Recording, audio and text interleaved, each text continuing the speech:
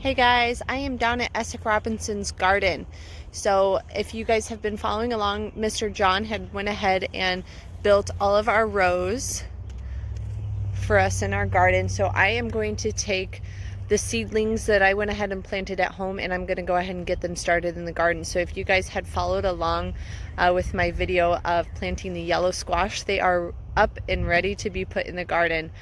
So I'm going to show you guys a little bit on how to do that. So as you guys can see here, this is the yellow squash that I planted a couple of weeks ago, or a few weeks ago. So these look like they're about ready. You can kind of tell because they're starting to, oh, not that one. A few of these are starting to outgrow their containers. You see how you can start to see the roots come out from the bottom? So I don't want to keep them in there for too long.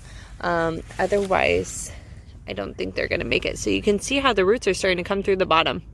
And they look like they're about long enough to where they can last on their own in the garden. So we've got our yellow squash and our zucchini are these ones that look like this. And then we've got some beets over here that really need to be transplanted. So I'm going to thin those down and get those planted as well.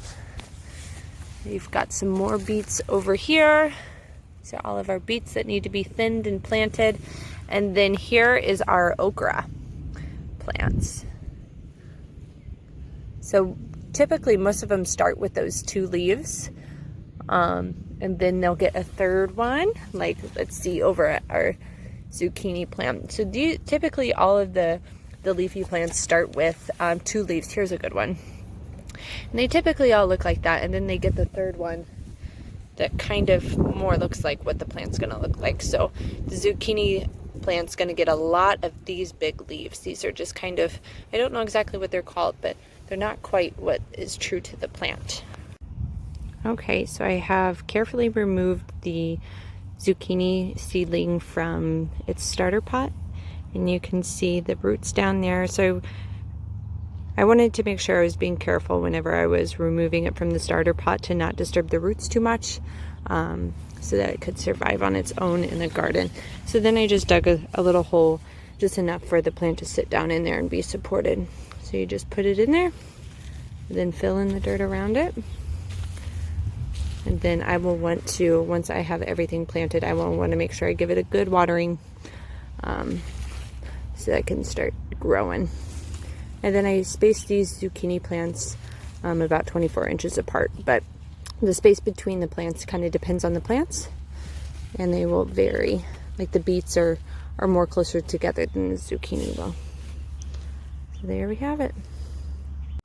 All right, now that I have planted all of the seedlings, I will water it well all the way through, making sure all the roots get some water, and then that's it. I'll check back on it every couple of days to make sure that it's watered and make sure no weeds are trying to take over. And yeah, it's just maintaining now until it starts to flower and then produce zucchini. So I will update you guys as they grow.